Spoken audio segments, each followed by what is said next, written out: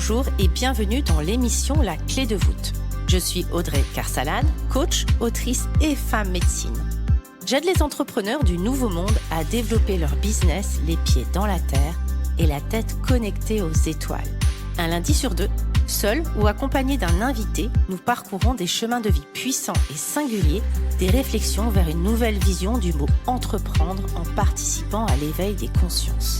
La clé de voûte, le trait d'union entre le monde visible et invisible de l'entrepreneur conscient de ses actions et à l'écoute de son intuition.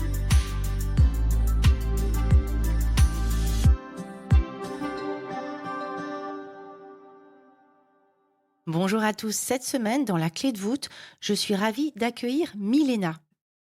Milena, elle est coach en productivité et elle est experte de Notion. Souvent, l'organisation ou la productivité, c'est vu comme quelque chose d'assez ennuyant, de contraignant et pas toujours très fun. Et bien justement, Milena, elle est là pour remettre du fun, pour remettre de l'expertise, pour reprendre le contrôle sur sa vie. Et nous, ici, ça nous intéresse parce qu'on cherche à avoir un équilibre entre notre vie perso et notre vie pro. Réaliser son business, ses passions et également profiter de sa vie perso. Trouver ce juste équilibre pour dire oui à tout dans sa vie.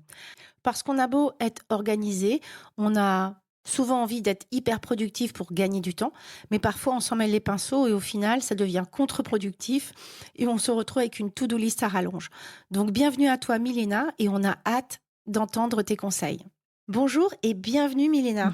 Merci, bonjour. Milena, tu es la reine pour optimiser l'organisation et la productivité. Avant d'entrer dans le vif du sujet, j'avais envie de savoir ce qui t'a poussé ou ce qui t'a tout simplement donné envie de te lancer dans l'entrepreneuriat.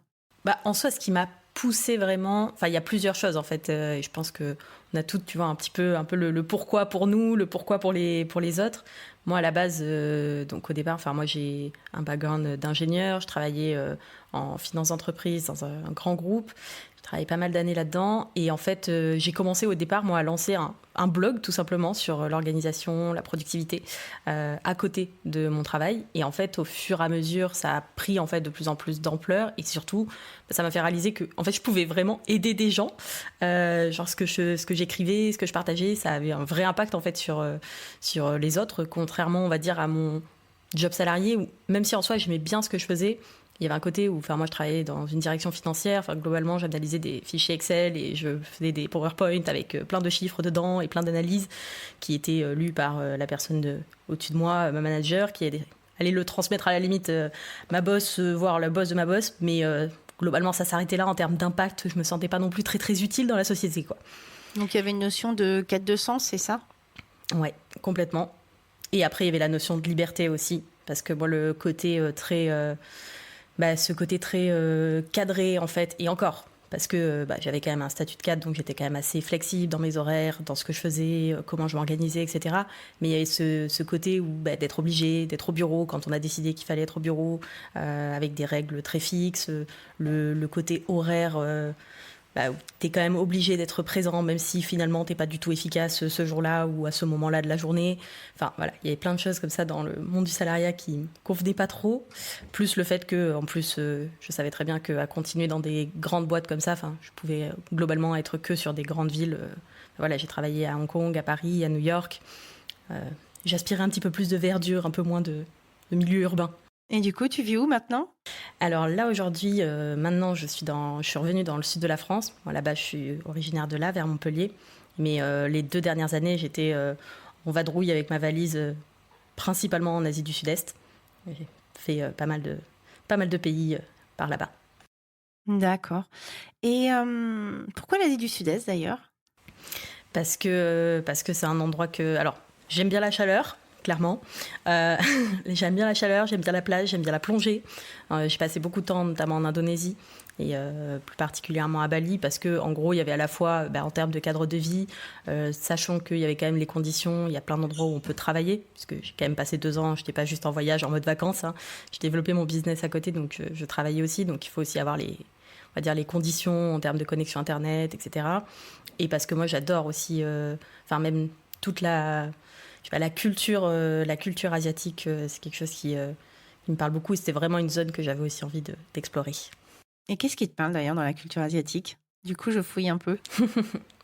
J'aime beaucoup la vision qu'ils ont, toutes les courants. Je trouve que c'est très ouvert. Ils ont beaucoup de tolérance, même de façon générale, comme c'est beaucoup des religions quand même très polythéistes, donc il y a quand même un côté où il y a beaucoup d'acceptation des autres et des autres religions et des autres dieux et un côté très calme, très posé et très pensé au niveau communauté. Je trouve qu'ils ont une vision très communautaire où l'espace extérieur par exemple, c'est à tout le monde, donc c'est à moi aussi, et c'est pas genre c'est à tout le monde, donc c'est à personne, donc je m'en fous. Globalement, il y a une vision quand même beaucoup moins individualiste que nous au niveau de société occidentale. Et je trouve qu'il y a beaucoup d'entraide, les gens sont adorables, il y a vraiment dans leur culture. Et bon, Bali, c'est encore plus particulier, puisque l'hindouisme balinais, c'est vraiment une religion à part. Mais c'est pareil, ils arrivent à mixer, je trouve, tout ce côté très... ces religions très... je sais pas comment dire, toutes ces traditions, en fait, avec aussi le côté très moderne, notamment dans certaines grandes, énormes villes en Asie. Et je trouve ça assez intéressant, comment ils arrivent à faire ça. Ce que tu dis et qui est intéressant, c'est lorsqu'on parle de quête de sens, c'est de donner effectivement un sens à son travail, à ce qu'on fait, à pourquoi on le fait, et pas être le N-500 et pas savoir où va terminer son tableau Excel. Et ça, effectivement, l'investissement des employés dans le résultat final et dans le pourquoi, le fameux pourquoi je fais ça. J'ai un épisode qui est complètement consacré au Big Why, justement. Et je crois que c'est la quête de sens. Lorsqu'on a un Big Why, il y a vraiment un pourquoi important, du coup, ça décuple. Et donc, l'absence de Big Why va potentiellement créer la quête de sens. Mais aussi, tu soulèves un autre point. Dans cette quête de sens, il y a aussi cette notion de qu'est-ce que je fais ici, au milieu de tout le monde. Et finalement, avec une société qui pousse à l'extrême, nous individualise dans notre façon de penser, dans notre façon d'être. Et finalement, effectivement, tu as raison, la forêt, elle appartient à personne. Elle a tout le monde, mais finalement, je laisse mes trucs parce que c'est à personne. Alors que si je vois ça comme la chance que j'ai d'avoir cet espace qui m'appartient aussi, alors tout d'un coup, je change ma vision et je me mets à en prendre soin parce que c'est aussi mon jardin, aussi mon espace. Et je crois que dans la quête de sens, il y a ce double... Le côté pile et le côté face. C'est moi-même, effectivement, c'est quoi ma vie, pourquoi je suis là, dans quelle étagère je me range. Et surtout, on est aussi des êtres qui ont besoin de communication. Et lorsque je suis coincée dans un bureau, coincée dans un espace où il y a un manque d'élan communautaire, du coup, le cœur, il commence à flétrir un petit peu. Et ça participe à la recherche de cette fameuse quête de sens. Selon moi, bien sûr. Et pourquoi tu t'as ouvert un blog et du coup, tu t'es spécialisée dans l'organisation et la productivité? Alors, parce que moi, c'est des sujets qui m'intéressent depuis déjà très longtemps. Ça fait plus de 10 ans, depuis que j'ai commencé à travailler, en fait. À partir du moment où j'ai commencé à travailler, au début, j'étais en audit financier. Je bossais globalement à peu près 70 heures par semaine. Et j'aurais pu bosser beaucoup plus parce qu'il y avait quand même clairement de quoi faire plus. Donc, en fait, quand on bosse 70 heures par semaine, on commence à s'intéresser assez vite à l'organisation, la productivité, l'efficacité, tout ça, parce que à un moment donné, on veut dormir, quoi, globalement. Donc c'est des sujets, moi, en fait, qui m'intéressent énormément depuis que j'ai commencé à travailler. J'ai lu énormément sur le sujet, j'ai testé plein de choses, parce que justement, moi, j'avais le besoin pour arriver justement à avoir quand même un petit peu une vie perso à côté, pour arriver à avoir du temps pour dormir et tout ça, à justement bien gérer mon temps, bien gérer mon énergie. Et en fait, parce que pour moi, l'organisation, en soi, c'est un moyen, c'est un outil, l'organisation, c'est un outil pour être capable, pour gérer ce qui sont, d'après moi en tout cas, les deux ressources les plus précieuses qu'on ait, notre temps et notre énergie. Et du coup, justement, dans l'entrepreneuriat, on a vite fait d'empiéter et de plus vraiment faire la ligne entre... ou délimiter le pro et le perso. Surtout si on bosse chez soi, on a vite fait à se retrouver comme moi. Là, je me suis réinstallé un bureau parce que finalement, je me rendais compte que ma table de salon, elle était jamais complètement rangée et qu'il y avait toujours un ordinateur, une feuille qui traînait. Et du coup, il y a vraiment une quête dans le bien-être et dans justement le fait de profiter de cette vie, de trouver un équilibre entre le pro et le perso et de bien arriver à les segmenter. Qu'est-ce que tu observes le plus chez tes clientes? C'est quoi finalement les mauvaises habitudes? Et après, tu vas nous donner plein de conseils. Et du coup, les conséquences. Qu'est-ce que tu observes en termes d'empiètement entre les deux? Alors, effectivement, c'est vrai que Clairement, en tant qu'entrepreneur, je pense que le fait de vouloir absolument couper complètement les deux, diviser, je pense que il faut arriver à trouver vraiment, comme tu dis, un équilibre, une certaine harmonie en fait, qui va aussi varier suivant les périodes. Je pense que le côté, voilà, c'est illusoire de juste se dire c'est 50-50 et ça va jamais déborder dans un sens comme dans l'autre, parce qu'à un moment donné, la vie, quoi. Euh, et que même au niveau d'un business, forcément, on a des phases qui vont être très fluctuantes aussi. Après, je pense que ce que j'observe le plus, c'est vraiment le fait justement de ne pas avoir de cadre du tout fixe de travail. Donc notamment, comme tu dis par exemple, le fait de ne pas avoir d'espace dédié, ça peut jouer aussi, même le fait de ne pas avoir d'horaire quand même, à peu près des choses en tête, de limites. Et en fait, moi, c'est ça que je vois aussi beaucoup chez les personnes que j'accompagne, chez mes clientes, chez mes élèves, c'est vraiment ce côté, beaucoup de mal à poser ses limites aussi. D'autant plus quand on démarre, et même après, parce que finalement, on n'a plus de patron, mais globalement, c'est du coup nos clients, nos patrons, et encore plus en tant que femme, que c'est quelque chose qu'on voit beaucoup plus chez les femmes que chez les hommes, la difficulté en fait à poser ses limites. À poser ses limites et dans un sens comme dans l'autre, au niveau pro comme perso. Et ce qui fait qu'en fait, il y a toujours une espèce de... En fait, il y a une culpabilité constante qui est de quand je travaille, je culpabilise parce que je suis pas avec mes enfants ou je suis pas en train de m'occuper de ci, de ça pour la maison, alors que finalement je suis à la maison. Et dans l'autre sens, quand je travaille pas, je culpabilise de ne pas travailler alors que en fait j'ai plein de choses à faire, j'ai plein d'idées, j'ai plein de projets, j'ai plein de choses que je pourrais avancer. Et du coup, il y a cette espèce de culpabilité constante en fait, de par le fait qu'on n'a pas posé forcément de cadre en se disant là c'est bon, je travaille et je suis concentrée et je m'occupe de ça. Et là, je déconnecte et c'est ok et c'est normal et je travaille pas. Et du coup, toi, qu'est-ce que tu donnerais comme conseil? Et surtout, comme tu es un peu spécialisée depuis hyper longtemps, même avec ton blog, etc. Ça fait combien de temps que tu fais ça, du coup?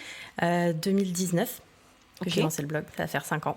Donc, ça fait 5 ans. C'est quoi, finalement, les meilleurs conseils que tu pourrais donner aux gens pour euh, segmenter, arriver... Enfin, la finalité étant de garder du temps pour sa vie perso, pour s'éclater dans ses projets, pour avoir du temps aussi parfois pour créer des projets, parce que ça prend du temps lorsqu'on veut créer un accompagnement, un programme.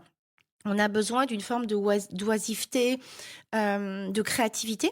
Et qu'est-ce que tu donnerais comme conseil aux gens qui justement cherchent à avoir cette espèce de flow? Moi, j'appelle ça le flow, c'est-à-dire finalement tout s'harmonise, à harmoniser les deux pendant vie pro et vie perso. Toi, en observant ton expérience et l'expérience de, des outils que tu as pu utiliser, ce serait quoi les meilleurs conseils que tu pourrais donner?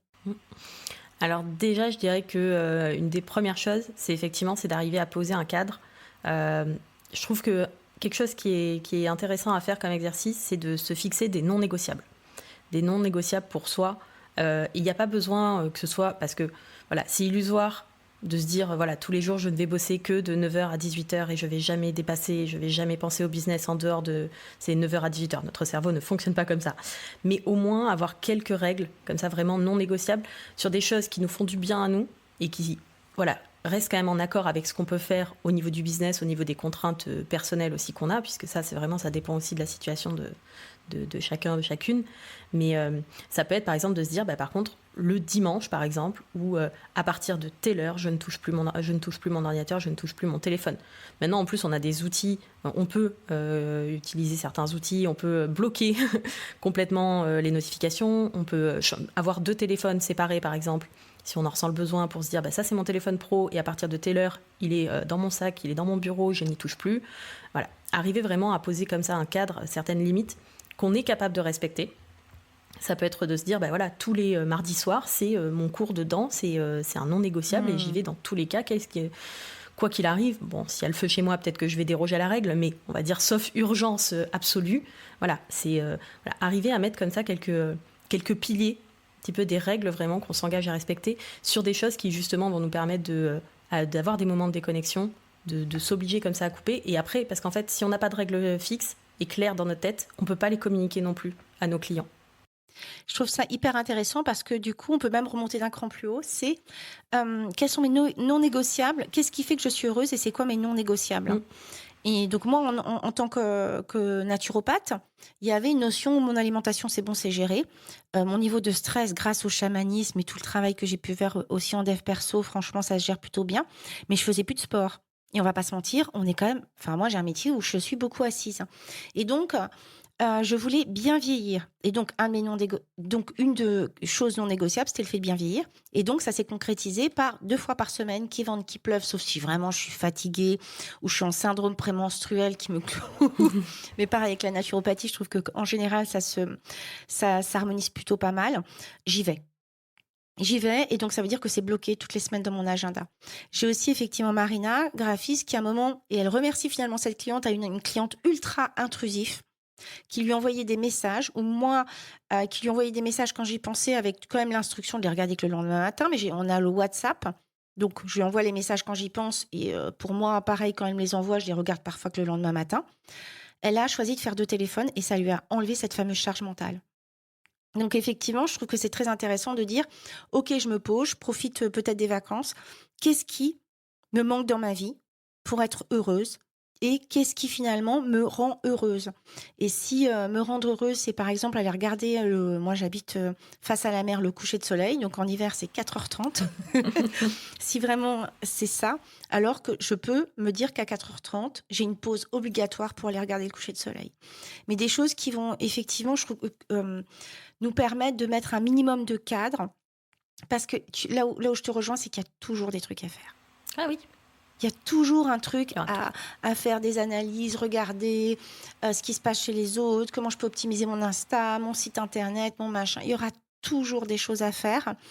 Et je rappelle aussi que si on cherche justement à avoir de la créativité, souvent les gens manquent de créativité, c'est parce qu'on n'est pas nourri.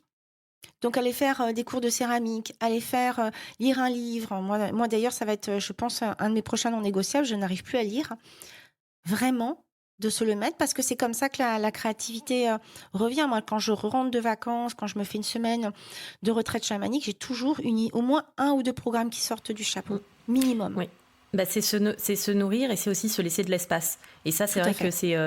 moi, j'en parle énormément dans mes contenus, l'importance aussi de faire des pauses régulièrement et donc d'avoir des moments comme ça de déconnexion, parce que notre cerveau, c'est pas quand on est sur notre ordinateur en train de penser et qu'on fait appel du coup à la partie, le cortex préfrontal, la partie très logique, cartésienne, cognitive de notre cerveau, que c'est pas à ce moment-là on génère des idées. On génère des idées quand justement on laisse de la place, quand on va faire autre chose, quand on va se balader, quand on est sous la douche, quand on laisse en fait nos pensées un peu divaguer.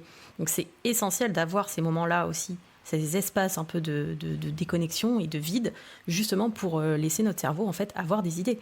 Et ça, c'est vrai que c'est pour ça que souvent on a des idées quand on part en vacances, quand on fait autre chose, quand on déconnecte, quand on est sous la douche.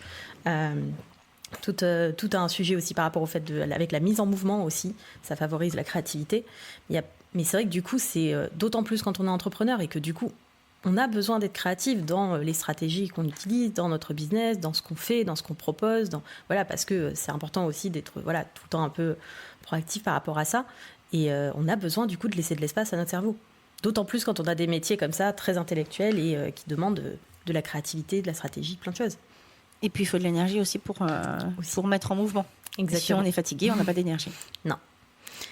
Est-ce que tu aurais d'autres conseils comme ça où tu as vu vraiment la différence pour toi ou la différence pour tes clientes quand ça a été mis en place? Ouais.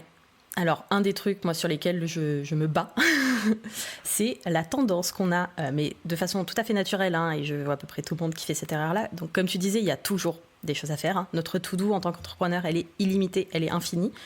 C'est simple, on a un nombre infini de choses possibles qu'on peut faire et on a un temps qui est limité, 24 heures par jour. Donc, forcément, l'infini, ça rentre pas dans le fini. Voilà, mécaniquement. Donc, de toute façon, il y aura toujours des choses à faire. Et du coup, ça veut dire quoi? Ça veut dire aussi qu'on doit faire des choix. On doit prioriser. Et on doit arrêter de surcharger sa to-do. Ça, c'est vraiment la pire chose que je vois et je le vois vraiment l'impact que ça a, moi pour moi et même pour toutes mes clientes quand elles décident de le mettre en place, c'est d'arrêter en fait, parce qu'on a tendance à se faire des to-do à rallonge où en fait c'est contre-productif parce que notre cerveau, en gros, il sait très bien, on va pas le leurrer, il sait très bien que quand il y a 50 tâches écrites dans la to-do du jour, il va pas réussir à faire les 50 tâches. Du coup, mécaniquement, comme il aime bien la dopamine de je raye une tâche, il va essayer de faire les plus rapides pour pouvoir en rayer le maximum. Généralement, les trucs les plus rapides, c'est pas ceux qui ont le plus d'impact sur notre business. Donc, ce qui fait que ça, on les repousse jusqu'à la fin de la journée où on n'a plus d'énergie, justement. Du coup, on se retrouve à procrastiner, à les repousser encore des jours et des jours. Alors que finalement, en fait, si on se concentre et qu'on se fait vraiment une liste de tâches, une to-do, moi je fonctionne beaucoup avec le principe de 3 priorités par jour, maximum. C'est un maximum, il peut y en avoir moins, mais 3 priorités, c'est tout. Et j'estime le temps que ça va prendre, pour que ça rentre quand même dans une journée.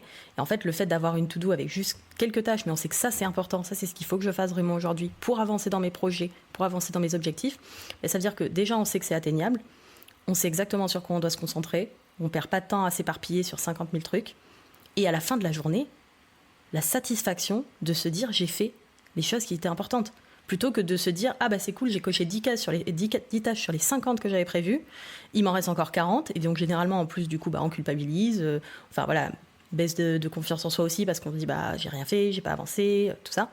Et alors que dans l'autre sens, juste de se dire ok en fait je sais que j'ai ce temps-là pour bosser aujourd'hui, je peux faire ça et ça c'est le plus important. Et une fois qu'on l'a fait, en fait après c'est que du bonus, et surtout c'est tellement gratifiant et ça motive encore plus pour la suite, quoi. Moi, j'ai créé des espaces ce que j'appelle les petites merdes administratives. Donc, je peux répondre à des trucs ultra rapides quand c'est mon équipe, parce qu'elles ne bossent pas que pour moi et que quand elles sont dessus, voilà, je peux m'arrêter et répondre. Par contre, si je suis dans un espace créatif de concentration, je coupe tout et tant pis. Donc, je peux dédier 2 heures dans la journée pour ça. Je fais que mes petites merdes, et c'est et je le fais en fonction de mon énergie. Donc c'est soit le matin parce que je sens que même avec le café c'est pas une énergie de dingue. Donc voilà, les petits trucs, les impôts, les machins, ça c'est facile. Et je me souviens quand j'écrivais mon livre, un de mes livres, je me barrais des journées entières. Pourquoi ? Et je parle aussi pour des programmes, parce que derrière ça on va avoir du mal à créer un programme. Rarement, on crée un programme si on fait des brochures à l'intérieur, du contenu, etc. On peut avoir la trame tout de suite, et puis après, il faut le remplir à l'intérieur. Un livre, c'est pareil. On peut avoir le sommaire, mais après, il faut l'écrire.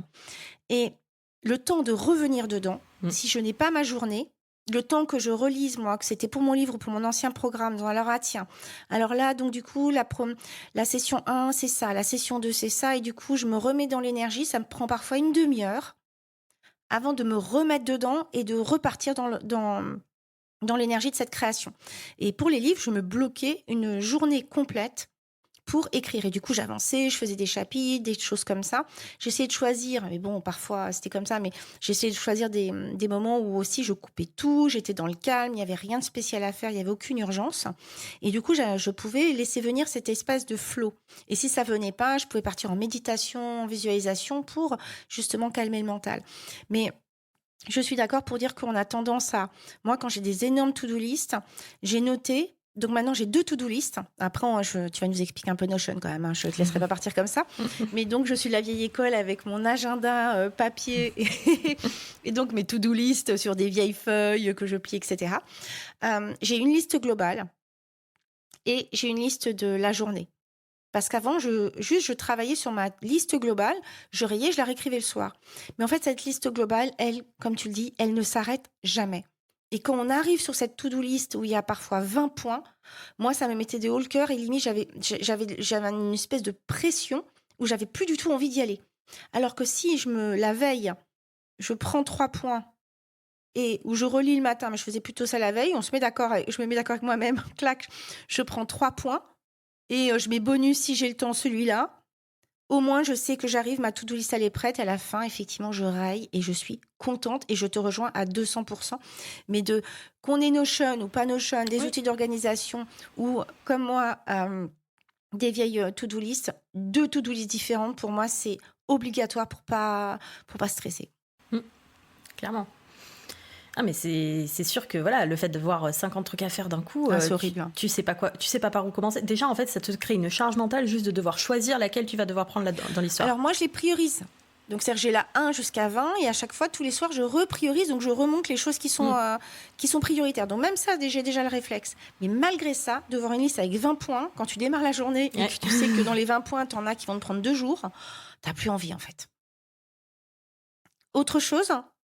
Autre chose, ça serait... Alors après, c'est pas forcément en termes d'équilibre vie pro, vie perso, mais par contre en termes de charge mentale, du coup ça, c'est quand même lié, c'est de tout noter.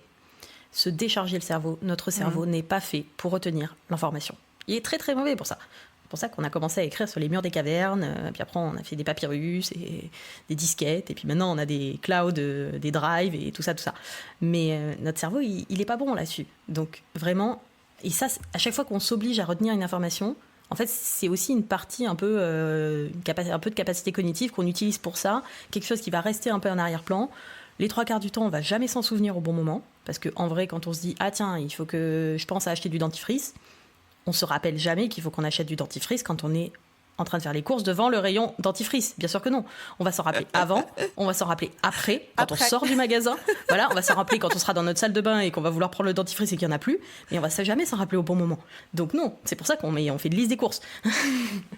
Moi d'ailleurs, j'ai découvert un outil, parce que je ne connais pas toutes les capacités de mon iPhone. C'est que parfois, j'ai des idées comme ça quand je suis en train de conduire. Je suis au feu rouge et je me dis, oh merde, tiens, il y a ça et tout. Et ça m'agaçait parce que je dis, il faut que je m'en souvienne. Et t'as raison, les 3/4 du temps, je rentrais à la maison, j'étais énervée. J'ai dit, ah, c'est quoi. Et j'ai découvert qu'on peut faire 10 Siri, crée-moi une note, et on dit ce que c'est, et on valide.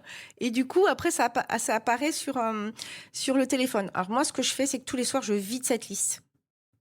Et que je la bascule sur ma to-do list, parce que sinon, je vais me retrouver avec 25 to-do list et là, je suis morte et je ne sais plus où c'est. Mais ça, j'ai découvert il y a très peu de temps, donc je le partage pour ceux qui ne sont pas geeks comme moi de leur iPhone. Ça m'a quand même changé un peu la vie, alors que j'aimais pas trop... j'ai du mal à voir mon agenda parce que j'ai besoin de rayer, enfin, je sais pas, il y a un truc qui me manque là, avec l'agenda iPhone, même si je sais qu'évidemment, tout est coordonné. Et le problématique, c'est que j'ai un agenda, un gros organiseur très épais que je n'emmène bien évidemment jamais avec moi. Et donc, quand il faut prendre un rendez-vous, je le prends au pifomètre. Donc ça, j'ai bien compris que j'étais pas au summum de l'optimisation. Mais je sais pas, je ne sais pas. Je crois que c'est aussi pour ça que j'aime tant les livres et pas les liseuses. Il y a un truc vraiment de toucher qui vient me manquer. En revanche, mon équipe m'a fait passer sur Trello, qui est un système pour dissocier différentes tâches. Donc, on a Instagram, on a les plans de communication, j'ai aussi les podcasts, justement. Et du coup, ça permet de lister, de créer d'autres listes. Et c'est l'avantage, c'est que mon papier, il est commun à tout le monde. Et ça, j'avoue que c'est quand même assez pratique. Voilà. Justement, alors Notion, c'est la vie ? Tu peux nous expliquer pourquoi c'est si génial que ça, Notion? Alors, pour des gens qui n'y connaissent potentiellement rien. Notion, c'est la vie. Alors, je dirais peut-être pas que c'est la vie, mais par contre, c'est un super outil d'organisation. Donc, effectivement, moi, c'est l'outil que j'utilise maintenant depuis 4 ans, à peu près. J'en ai testé plein, des outils d'organisation. Trello, j'ai testé. Pendant longtemps, j'ai eu un bullet journal aussi. Enfin, voilà, j'ai testé digital, papier, plein de choses. Donc Notion en soi, c'est un outil. En fait, ce qui est incroyable avec Notion, c'est que en gros, on part. Et d'un côté, c'est incroyable, et en même temps, c'est le truc qui fait un petit peu peur parfois. C'est qu'on part d'une page blanche. C'est-à-dire qu'on arrive, on a une page blanche, et en fait, c'est comme si on avait un monde de Lego. On a plein de blocs. Ça fonctionne avec un concept de blocs. Donc, on peut avoir des blocs avec des textes, des titres, des images, des tableaux, des liens, des PDF, tout ce qu'on veut. Et on peut assembler tous ces blocs-là pour faire plein de choses, des pages, des sous-pages, etc. Il y a vraiment pas mal de fonctionnalités. L'avantage, en fait, c'est que ça a justement ce côté un peu Lego, avec tous ces blocs qu'on peut bouger, modifier, transformer, créer, etc. Ça permet en fait de créer un système d'organisation où on va pouvoir tout mettre et tout gérer, et tout centraliser. Et comme tu disais, tu vois, quand tu enregistres tes notes, après tu vides ça et tu le remets sur ton agenda, parce que la clé aussi, dans le fait de décharger son cerveau, c'est aussi de décharger son cerveau et de tout centraliser pour pouvoir retrouver l'information. Parce que moi aussi, j'ai eu ma période avec plein de carnets. C'est bien, hein, j'avais le carnet jaune pour les idées machin, puis le carnet rose pour ça, puis le carnet rouge pour écrire, plus machin. Sauf que bon, quand tu cherches, tu te dis, ah oui, alors ça, je l'ai noté, mais où ? Dans lequel ? Donc là, l'avantage, c'est vraiment, on peut tout centraliser, à la fois toutes les tâches qu'on a à faire, donc vraiment en termes d'organisation, avec des calendriers, des plannings, voilà, des listes de tâches, tout ça. On peut centraliser aussi toutes les informations qu'on peut lire, tous les contenus. Moi, j'ai toute une base, par exemple, avec les livres que je lis, les notes que je prends dessus. Et on a du coup la magnifique fonction recherche, que nous n'avons pas sur les carnets papier, qui est même vachement pratique, justement pour pouvoir faire ressortir les choses. Donc, il y a le côté un peu page blanche qui fait peur. L'avantage, c'est qu'on a une fonctionnalité qui est absolument incroyable, qui est le fait que les gens en fait, peuvent créer ce qu'on appelle des templates sur Notion. C'est-à-dire que moi, par exemple, j'en ai plusieurs que je propose où j'ai déjà créé, on va dire, un système déjà un peu préconstruit. Et du coup, en un clic, en fait, n'importe qui peut venir le dupliquer. Et du coup, pouvoir après le personnaliser, le réutiliser, l'arranger à sa sauce, ou juste l'utiliser tel quel, puisque du coup, il est prêt à l'emploi. Ça permet d'éviter un peu le côté syndrome de la page blanche. Et moi, ce que j'adore après, c'est aussi tout le côté qui est très personnalisable. Et du coup, ça veut dire aussi qu'on peut adapter l'outil en fonction de soi. On peut le faire évoluer. C'est assez flexible. Et du coup, nos besoins en termes d'organisation, ils évoluent avec notre business aussi. Donc, c'est important aussi que notre système d'organisation il puisse évoluer. Et du coup, ce côté flexible, ça fait qu'on peut vraiment avoir un système qui nous correspond en fonction de notre logique de pensée, notre façon de travailler, notre business. Et c'est pas nous qui devons nous adapter à l'outil qui est déjà, on va dire, préconstruit, quoi. Donc ça, oui, moi je trouve Trello est plus limité. Ah oui. Il y a un système, tu peux pas du tout justement mettre de PDF. Moi, parce que j'avais du mal à comprendre, j'entends parler de Notion et surtout j'entends parler de formation limite obligatoire pour aller dedans. Alors que moi, Trello, en 3 minutes, on me l'a montré. Alors je dis pas que je connais bien évidemment toutes les fonctionnalités, mais voilà, ce qui était nécessaire pour collaborer avec mon équipe a été mis en place. En revanche, effectivement, toi, quand tu m'as envoyé ton lien de présentation, quand je clique, j'ai tout. J'ai la photo, j'ai le descriptif, parce que souvent, moi, quand je suis sollicitée, on me demande une photo. On va me demander une courte présentation. On va me demander potentiellement, pourquoi pas, une forme de CV. On va me demander des liens avec mes livres. On va me demander les liens avec les conférences que j'ai pu faire. On va me demander des photos peut-être plus, en tout cas plus chamaniques, etc. Et du coup, toi, tu as tout centralisé et tu l'as fait une fois, alors que moi, du coup, je le fais à chaque fois, ça c'est vrai, même si j'ai tendance à maintenant me rappeler que je vais dans mon document, mes photos, et que je prends toujours 2-3 même, et ça va me prendre 2-3 minutes, alors que là, il suffit d'envoyer le lien, en fait. Ouais. Et les fonctionnalités de partage, les fonctionnalités de collaboration sur Notion sont hyper pratiques parce qu'effectivement, tu peux vraiment partager une page, soit juste pour la partager pour que les personnes puissent accéder aux informations qui sont dedans, soit pour que les personnes puissent, si elles ont un compte Notion, modifier, mettre des commentaires, etc. Tu peux les partager à n'importe qui avec un lien ou de façon nominative. Et ça se fait vraiment en 2 clics, quoi. Et c'est vrai que c'est hyper pratique puisque voilà, il y a des choses comme ça. Et puis même, il y a plein de... Enfin, moi, aujourd'hui, dans Notion, il y a absolument tout, que ce soit au niveau pro ou au niveau perso. J'ai toutes les informations. Enfin, mes scripts de podcast, ils sont dans Notion. Je suis capable de dire tous les contenus que... Enfin, je suis pas capable de te le dire, mais j'ai l'info. Tous les contenus que j'ai pu publier depuis 2020, que ce soit sur Instagram, sur mon podcast, sur mon blog, etc. J'ai les livres que je lis, les notes que je peux prendre dessus, les formations que je suis, mais même au niveau perso, ma liste des courses, ma liste des repas. Tu vois, la page avec la liste des repas de la semaine, la liste des courses, c'est partagé avec mon chéri. Comme ça, moi, je prépare la liste des repas et je prépare la liste des courses. Et puis, lui, il y a accès sur son téléphone quand il va faire les courses. Et il coche au fur et à mesure. C'est ce que j'avais demandé. C'est du coup, il y a une application Notion sur son téléphone. Oui. Sur téléphone, tablette, ordinateur, navigateur. À partir du moment où tu as Internet, tu peux t'en servir. Donc, il y a aussi ça. C'est-à-dire que moi, par exemple, toutes les idées, dès que j'ai une idée, typiquement, comme on disait, c'est pas quand je suis devant mon ordinateur en train de me dire « Tiens, maintenant, je vais réfléchir à avoir des idées ». Ça marche pas. Généralement, c'est je vais aller me balader et puis je vais penser à un truc. Ah tiens, une idée de contenu. Je prends mon application, hop, en un clic, j'ai rajouté l'idée dans ma base de données d'idées de contenu. Et je peux la retrouver après quand je veux. Et tu l'écris ou tu la dictes ? Alors moi, généralement, je l'écris. J'ai pas encore trop l'habitude d'utiliser les fonctions d'enregistrement vocal. Ma fille est hyper bonne, si tu veux. Elle a 8 ans, elle te l'apprend. Moi, les textos, j'écris encore et je la vois dicter.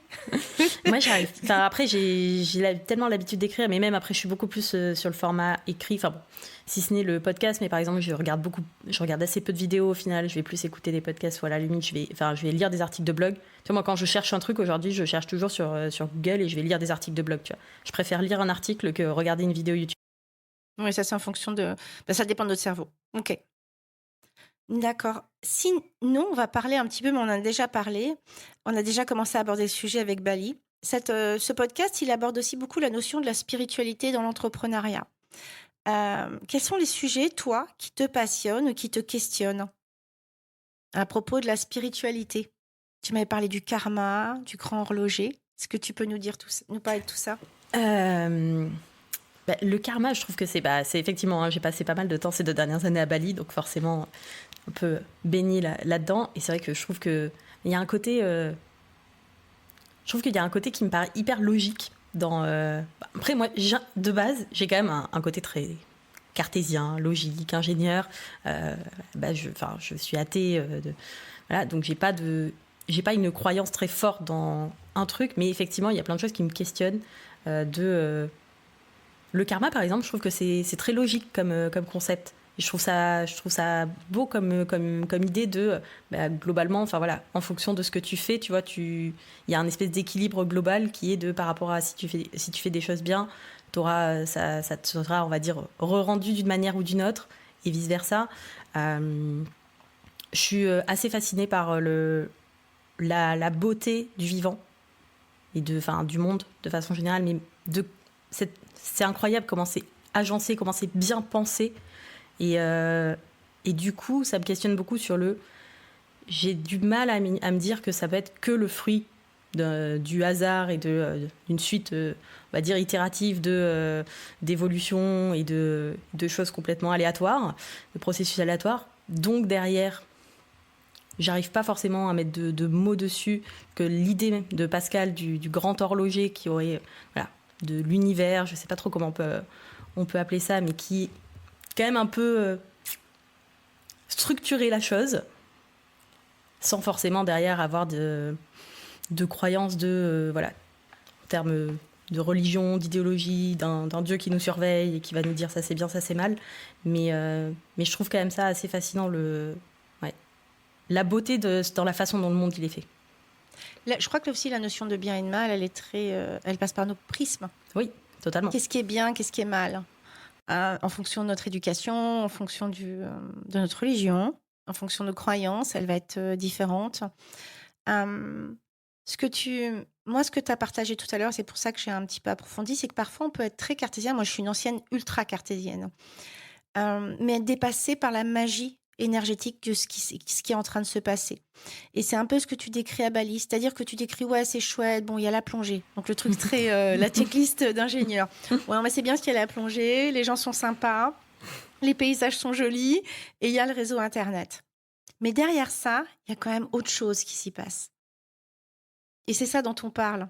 Finalement, cette forme et c'est un appel déjà, une forme de spiritualité. Et la spiritualité, c'est quelque chose qui va nous amener à trouver la paix intérieure et la sagesse.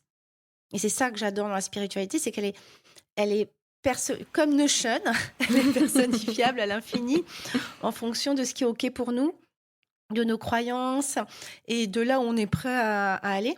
Mais finalement, Bali, tu parles quand même d'un truc très ce côté communautaire, etc. Mais finalement, c'est de l'énergie dont tu parles. Totalement. C'est-à-dire que c'est le way of life, la façon d'être, de penser, de vivre, de coexister avec l'ensemble, donc avec la nature y compris, qui fait qu'on s'y sent si bien. C'est une façon d'être, une façon de vivre, une façon de voir la vie qui fait qu'on s'y sent si bien. C'est aussi intéressant parce que là, juste avant, j'accompagnais un groupe et je parlais justement de nos voiles. Parce qu'aussi, on parle de voiles karmiques. C'est-à-dire qu'à la base, lorsque l'on est, pour ceux qui y croient ou pas, donc on est neutre avec toute la beauté de qui l'on est, ce qu'on appelle le diamant pur. Enfin, moi, j'appelle ça diamant pur, mais en tout cas, quelque chose de parfait. Et puis, il y a le karma, ce qu'on est venu aussi expérimenter dans la vie. Ça, on y croit pas, mais voilà, il y a ça, ce qui fait qu'on va pas avoir la même vie que tout le monde et en tout cas pas les mêmes challenges. Et les voiles, c'est nos croyances. Donc les voiles, ils viennent de notre éducation. Ils viennent de nos expériences de vie. Parce que j'ai été blessée, trompée quand j'étais amoureuse, il y a quelque chose où je vais avoir la peur d'être abandonnée, d'être trahie. Et donc, il y a une espèce de voile qui vient se poser. Lorsque je fais quelque chose de mal, quand tu parles de bien ou de mal, mais que finalement je dis quelque chose ou que je fais quelque chose, même si je dis « oh, je m'en fous ». Après tout, nanana, je m'auto-justifie. De moi avec moi-même, inconsciemment, je sais que c'était pas OK. Je sais que c'était pas chouette. Et donc, ça laisse une trace à l'intérieur de nous. Et peu à peu, ça vient un peu gangriner. Alors, gangriner, non, parce que ça s'enlève et ça se remet pas, mais ça vient un peu ternir le joyau qu'on a à l'intérieur de nous. Et je crois que ce que tu as senti à Bali, c'est justement, finalement, cette pureté et cette reliance avec la nature. Et le chamanisme, c'est OK d'extérieur et parce que c'est beaucoup mis en avant, on y voit des plumes, des tambours et parfois des gens un peu perchés. Alors, dans certaines sociétés, c'est vraiment les costumes traditionnels et cetera, donc ils respectent ça. Mais au-delà de ça, le chamanisme, c'est une pratique très ancrée et qui est très connectée à la terre. C'est une pratique qui va utiliser tous les éléments pour purifier, nettoyer, libérer. Donc elle va servir de l'eau, du vent, de la pluie, du soleil, du feu. Et donc c'est une pratique qui est ultra reliée à la nature. Et donc, parce qu'elle continue dans ce sens-là, et parce qu'il y a une notion de respect profond de la nature, il y a une notion de respect de tous les êtres, visibles ou invisibles, ça je vais un petit peu plus loin, qui peuplent notre environnement. Mais je crois que peu importe, ce que tu décris à Bali, c'est quelque chose que tu as senti. Oui, et parce que Bali, on y restait particulièrement longtemps et on est quand même baladé dans pas mal de pays d'Asie. On est revenu à Bali l'année dernière alors qu'au final c'était pas prévu parce que finalement et quand on est arrivé, enfin clairement il y a un côté où on était au moment où on est arrivé, tu vois, c'était bon, on connaissait un peu plus, donc il y avait le côté un peu plus familier, mais il y avait quand même un truc de ouais, là on est bien, tu vois. Et même par rapport à la Thaïlande, par rapport au Cambodge, par rapport à la Malaisie, au Vietnam, enfin je veux dire on a fait plusieurs pays, mais là il y avait quelque chose, clairement. C'est ça. Et ça n'a peut-être pas besoin, la spiritualité, parfois, si. Et puis, on n'a déjà même pas besoin de mettre le mot spiritualité. C'est juste, en fait, nous reconnecter à notre cœur. Et tout d'un coup, on se sent bien, on se sent un peu à la maison. On se sent accueilli. Et c'est ça, en fait. Vraiment, lorsqu'on parle de spiritualité, parfois, ça peut faire un petit peu peur. On dit, oh là là, ça y est, les spirituels. Rien que le mot, parfois, ça peut être limite un gros mot. Mais je crois qu'on pourrait simplement dire que c'est une voie de reconnexion à notre cœur. Simplement trouver notre sagesse, notre bonheur, notre joie et d'être connecté à son cœur et simplement d'arrêter peut-être de se questionner, ce qui n'est pas facile pour des cartésiens et des hyper cérébraux. Je suis aussi assez cérébrale et simplement se dire en fait je suis bien ici. Merci beaucoup. Je vais te laisser le mot de la fin. Donc je rappelle le titre, optimiser son organisation pour séparer sa vie pro et sa vie perso. Avec et par Milena. Je te laisse le mot de la fin. Le mot de la fin. Oula. Faites des pauses. Autorisez-vous. Moi, c'est le conseil le plus productif que j'ai à donner. Généralement, faire des pauses. Parfois, c'est la chose la plus productive qu'on puisse faire. Non, mais je pense que c'est aussi s'autoriser. S'autoriser à prendre du temps pour soi, s'autoriser à appuyer sur pause, s'autoriser à avoir des moments de déconnexion. Parce qu'il y a aussi ça, et je trouve que d'autant plus quand on est une femme, quand on est entrepreneur, il y a ce côté où on doit tout gérer sur tous les fronts, être l'image un peu de la girl boss, de la maman parfaite, de la femme parfaite, de tout ça. En fait, juste s'autoriser à dire, en fait, là, j'ai juste envie de rien faire et de prendre du temps pour moi, et c'est OK, et c'est normal, et on en a toutes besoin aussi. Merci beaucoup. J'en profite pour rappeler qu'on vient à peine de fêter les 80 ans de notre droit de vote. Il reste encore un petit peu de chemin. Merci beaucoup à toi et à très bientôt. Merci beaucoup. J'espère que cet épisode vous aura plu. N'hésitez pas à le partager à des personnes qui veulent elles aussi créer les pieds dans la terre et la tête connectée aux étoiles. Retrouvez l'ensemble des informations et des liens dans le descriptif de l'épisode ainsi que sur mon site audreycarsalade.com. N'hésitez pas non plus à laisser un commentaire si vous avez des suggestions, des idées ou tout simplement si vous avez aimé cet épisode. Pour cela, rien de plus simple, filez sur Apple Podcast et n'oubliez pas les petites étoiles. Retrouvez-moi aussi sur les réseaux sociaux sous le nom de Audrey Carsalade et à l'adresse contact@audreycarsalade.com. N'oubliez pas non plus de vous abonner à la Clé de voûte sur votre plateforme d'écoute podcast préférée pour être informé de la sortie du prochain épisode. Bonne semaine à tous et merci de votre écoute.